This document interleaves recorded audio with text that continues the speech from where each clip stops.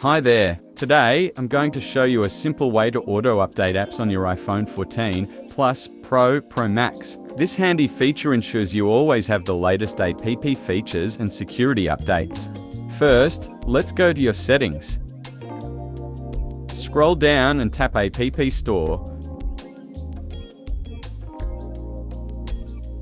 This is where you can manage all your download preferences.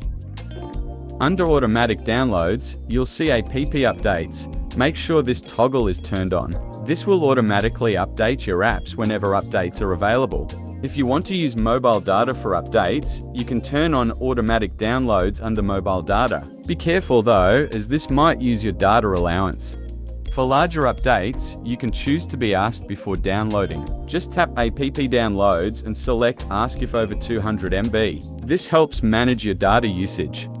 And that's it. You've set up auto updates for your apps on iPhone 14. Remember, keeping your apps updated is important for security and getting new features. Don't forget to subscribe to Know Everything for more tips. If you have any questions, drop a comment below and I'll reply to all. Thanks for watching, and don't forget to like, share and comment.